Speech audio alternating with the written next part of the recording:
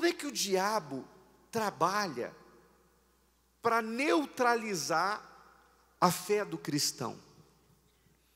Preste bem atenção, eu vou fazer tudo para passar para você o que Deus nos deu, mas eu preciso que você preste muita atenção.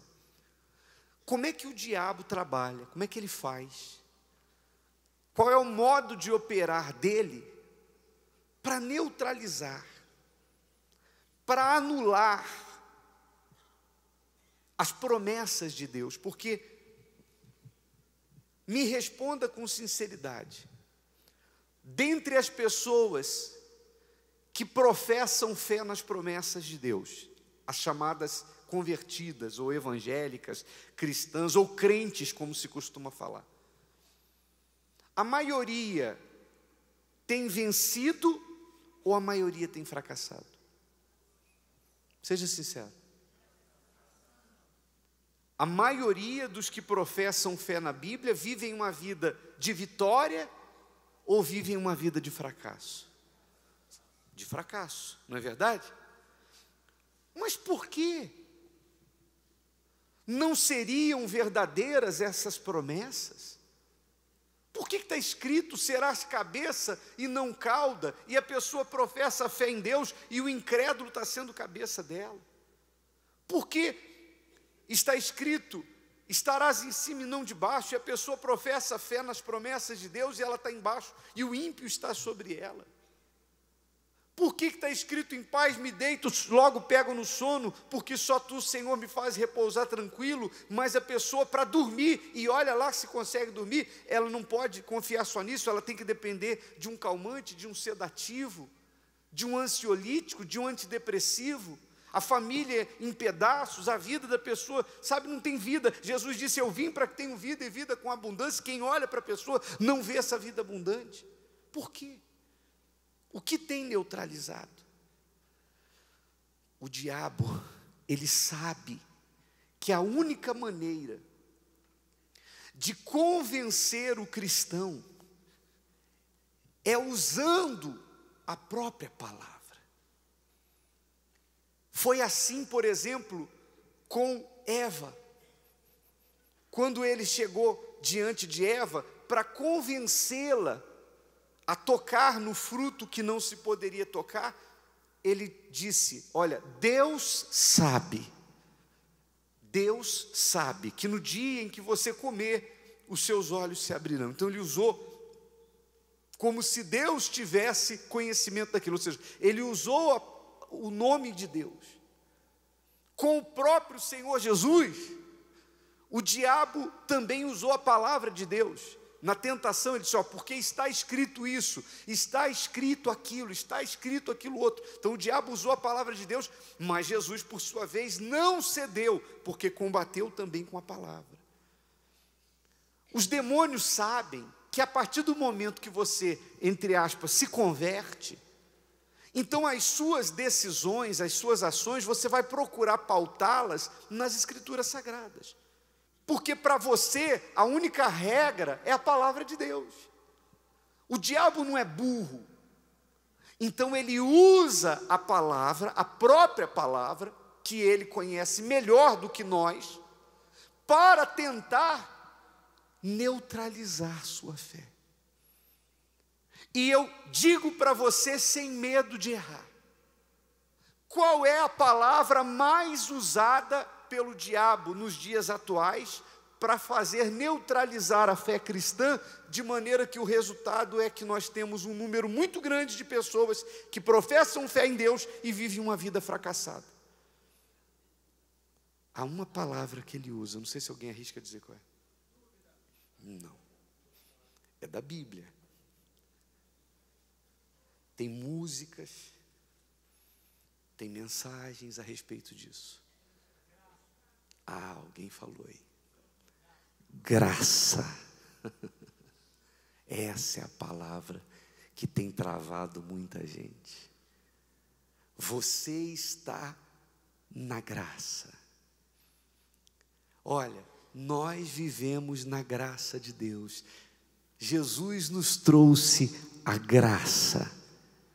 As pessoas entendem que isso inclusive usa-se determinados versículos, como a graça do Senhor te basta. Então o diabo pega versículos como esse, isolados, sem contexto, para convencer a pessoa de que ela não precisa fazer nada, Jesus já fez tudo. Aí alguém pode perguntar, mas a Bíblia não fala sobre a graça, bispo? Fala, e eu vou procurar tentar fazer você entender o que significa isso. Coloca a imagem do arco que o pastor Tiago filmou dias atrás aqui, por favor. De cima da catedral, há 2 sábados atrás, o pastor Tiago filmou isso aí. Solta com áudio, está até ventando bastante na hora. Quando Deus entrou em aliança com Noé, Ele disse, porei nas nuvens o meu arco. Mas eu pergunto, o arco ele aparece inteiro ou ele aparece metade? Isso é a graça. A graça é a parte de Deus. A graça é aquilo que Deus fez sem que nós mereçamos. É algo que veio sem a nossa interferência. Ele deu o Senhor Jesus para fazer aquilo que nós não poderíamos fazer. Porque Ele fez, Ele foi perfeito, porque nós não poderíamos ser perfeitos. Então Ele fez a parte dEle. Por isso o arco não aparece um círculo, uma aliança inteira, aparece apenas a metade, e a metade de cima, como se Deus dissesse, quando o arco aparece, é como se Deus estivesse dizendo para o ser humano o seguinte, eu fiz a minha parte, a de baixo é com vocês. Então a graça é aquilo que você não merece, é aquilo que você não tem sua interferência, foi parte de Deus. Mas o mesmo Deus e a mesma Bíblia que fala de graça, inclusive o Novo Testamento, fala sobre galardão, fala sobre se aproximar de Deus com fé, como diz aqui em Hebreus capítulo 11, versículo 6, carta de Paulo aos Hebreus, dizendo assim, ora, sem fé é impossível agradar-lhe, porque é necessário que aquele que se aproxima de Deus, creia que Ele existe, e que é galardoador dos que o buscam. O que significa dizer que Deus é galardoador? Significa dizer que Ele galardoa, ou seja, Ele premia, Ele recompensa a pessoa. Então, o galardão ou as recompensas são de acordo com a nossa parte, são de acordo com a fé que nós apresentamos, são de acordo com as nossas obras. E isso assim como você não pode interferir naquilo que é parte dele, Deus não vai interferir naquilo que é parte sua. Porque se a graça fosse suficiente, então o mundo seria outro. Aliás, as pessoas que dizem crer em Deus e aceitassem Jesus, então a vida delas já teria que dar uma virada total e completa e todos deveriam ter a vida abundante que Jesus prometeu. Mas sabe por que muita gente professa a fé em Deus e a vida está sendo uma vida derrotada, fracassada, desgraçada? Porque na vida delas continua tendo só a parte de cima, só a graça, só Jesus. Mas a de baixo ela não faz. Não há da parte da pessoa ação. Olha o que Deus disse para um dos reis de Israel, segundo Crônicas, capítulo 15, versículo 7, vai aparecer aqui, diz assim, mas esforçai-vos, e não desfaleçam as vossas mãos, porque a vossa obra tem uma o quê? Recompensa, as suas obras têm uma recompensa, quer dizer, quando fala esforçai-vos, quer dizer, tem que haver da nossa parte esforço, não desfaleçam as vossas mãos, quer dizer, você tem que fazer a sua parte. As suas mãos não podem ficar encolhidas, você não pode achar que você vai ficar de braços cruzados e porque você tem a graça de Deus, Deus vai fazer aquilo que você tem que fazer, a sua parte você tem que fazer. E aí ele fala, porque a vossa obra tem uma recompensa, ou seja, a fé sem obras é morta, a fé sem ação ela é morta. Por isso a maioria das pessoas que professa a fé em Deus vive nos limites da miséria, da derrota, do fracasso, e não tem permanecido, ou não tem prevalecido, melhor dizendo, contra o diabo nessa vida, e tampouco vão prevalecer na próxima. Porque se você não prevalecer contra o inferno nessa vida, que garantia você tem que na outra você vai prevalecer contra ele?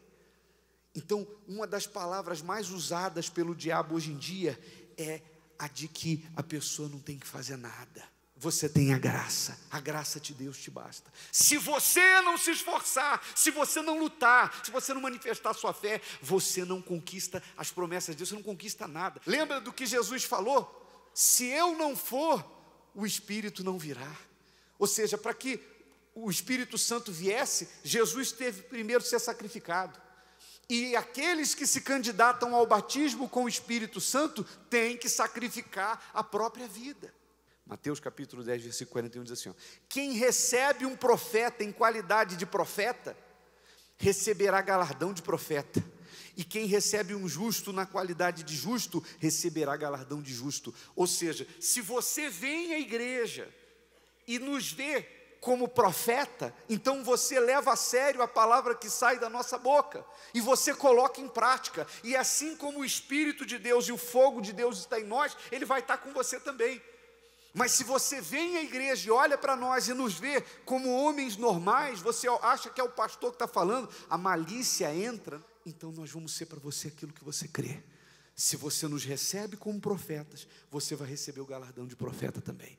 Mas se você nos vê como homens comuns, então nós vamos ser psicólogos para você. Nós vamos ser, sabe, simplesmente alguém para ouvir você, trazer um consolo, um conforto, uma palavra, cantar uma canção, e a sua vida vai sair daqui do mesmo jeito. Mas se você nos vir como profeta, então você vai receber o galardão de profeta. Galardão é recompensa. Amém, pessoal? Graça você não precisa interferir em nada, mas o galardão é de acordo com a sua fé. Jesus dizia, seja feito conforme a sua fé. E para finalizar, biblicamente falando, Marcos 10, 17. E pondo-se a caminho, correu para ele um homem, o qual se ajoelhou diante dele e lhe perguntou, bom mestre, que farei para herdar a vida eterna? Quem foi esse que falou assim com Jesus? Ele é muito, ninguém sabe o nome dele, mas ele é bem conhecido como o quê? O velho rico? Não, o jovem rico. O que dá a entender quando você imagina um jovem que já é rico? Então, normalmente, quando se é muito jovem e já se é rico, significa dizer que a riqueza dele veio para ele por herança. Ou seja, ele não fez nada, caiu de mão beijada. Esse jovem certamente nasceu de um pai rico, por isso muito jovem já era rico. E quando ele foi tratar com Jesus, ele veio com a palavra de que ele queria o que Jesus estava propondo, mas ele queria herdar.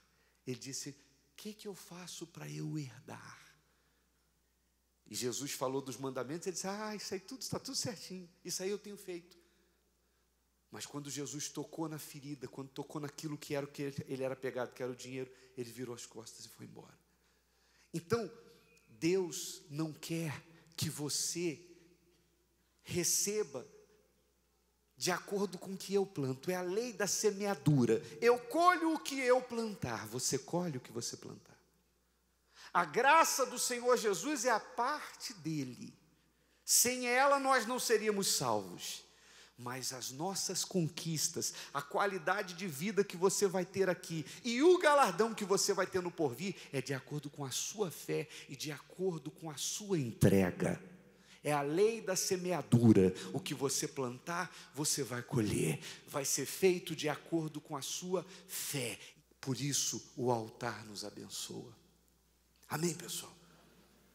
E o diabo trabalha para anular o verdadeiro valor disso aqui.